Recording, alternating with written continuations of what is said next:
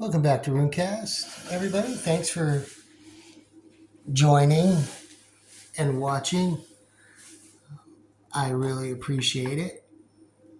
Today, I wanted to go over Runic Dice, which is a road less traveled by runesters, but something that I fell in love with about 25, 30 years ago. The whole idea. If you're a fan of this channel, you've watched this channel, you know I really love casting the bones and the tines and the staves. I loved casting that way. And that goes all back to the original divination tradition of casting lots, throwing the bones, which also is a reference to throwing dice. Dice were also made out of bones. So dice were an evolution of divination. They became a game, sort of, in the Roman era. It was very popular to throw dice. Sometimes it was frowned upon and illegal to bet and play dice games, but they all go back to divination. And I don't even know if this book is in print anymore. I haven't even looked at it in many, many years. But anyway, I was going to share this with you. This is a set of runic dice that I made many, many years ago. And they're three eight-sided die. And each one has a complete et on it. And I loved dividing the Futhark up that way and creating these dice myself for rune casting. So this is a really groovy and fun way. And perhaps I'll make another set and break down how I made this set so you can make your own. But it was a lot of fun, and I just was so inspired creating this set of dice. But I don't know if I got this book first and then made the dice, or made the dice and then found this book. But let's dive into a little bit of rune book history from the 1990s, which is my favorite era. 1998, Donald Tyson. I have several of his books. I was a fan of his back in the day. And Llewellyn, a favorite publisher of this kind of stuff.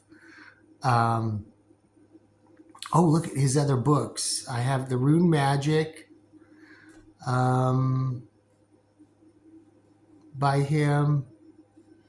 I have this one, and there's another book of his that I have that's not listed here, so I don't know if it came out after or what have you. The Truth About the Runes, I don't have that one. I should probably get that one. So this came out in 98, and it has a complete origin story, and I see a bookmark.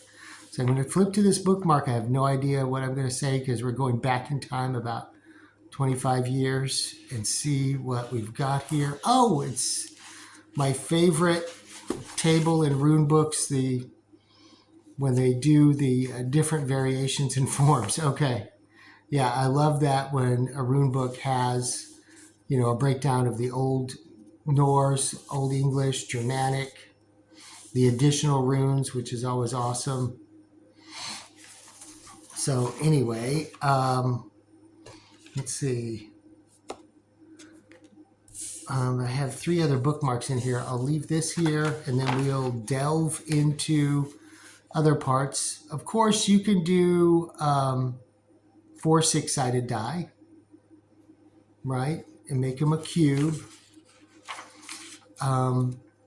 Here's some of the ancient lore. So there's a breakdown of the runes. That's always good to have that. Talks about the cube and symbolism. Look at my little notes in here where I color-coded the runes and put their polarities and elements. And it tells you how to break down and do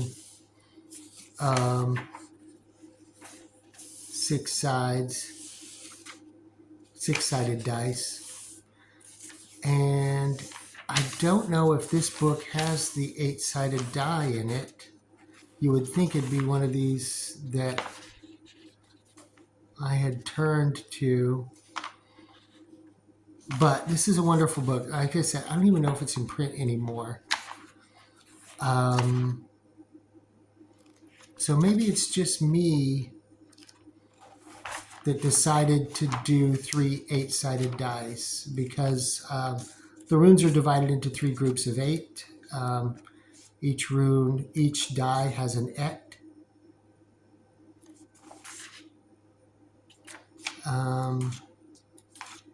So maybe not.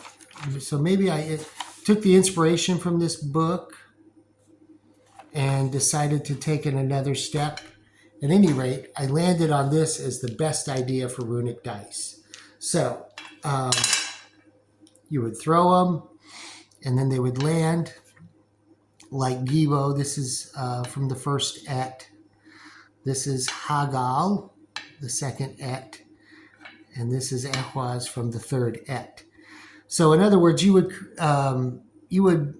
create your reading based on a 3-rune spread and the importance of the 3 different ets. And in relation to the reading, you could do this one past, present, future, or what I would do is in context to the query and the querent, I would throw these dice, and each die would represent which rune was appropriate for the query. From the first et, the second et, and the third et is the kind of the way to do that. The tricky part is engraving the runes in them. You can see for a wide rune like this on a triangle, it's hard to get it to fit in there, but it can be done. Ing, I decided to choose just the diamond shape because it fits in there nicely.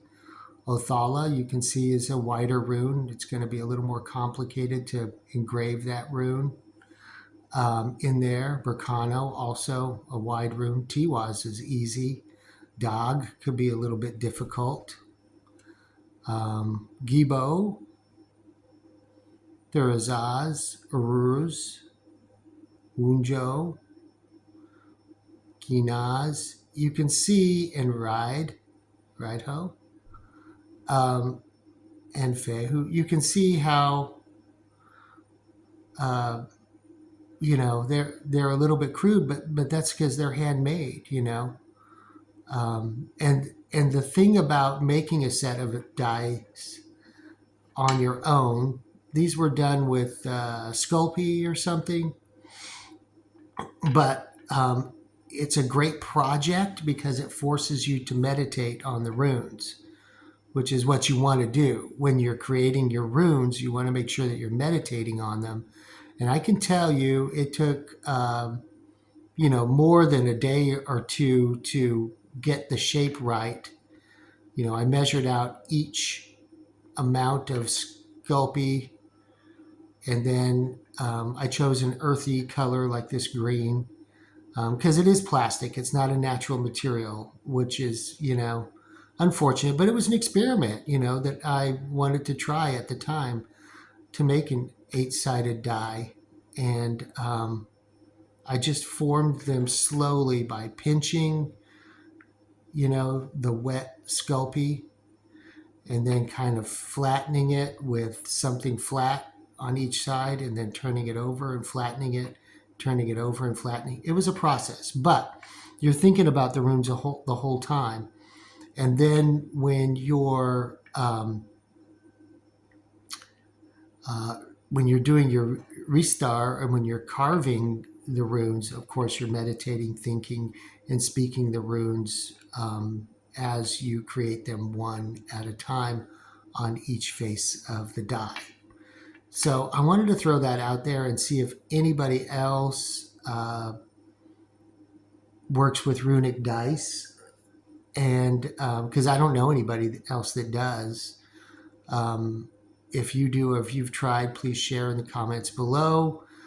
We can get into reading a rune die casting later if you want. Let me know if you've read this book, if you've seen this book before. It's kind of, maybe along the lines of a little more obscure. I like the way you can see these ones are made of wood, which would be idyllic, you know. I don't know that I could do 8-sided in wood, though, possibly. That would be a challenge, but that would be ideal if you could make them out of wood or bone, obviously. This set here was an experiment I did with Sculpey. So anyway, let me know what you think. Thanks for stopping by Runecast, and like, share, subscribe, and please comment below. Let me know what your thoughts on Runic Dice are. Thanks for watching.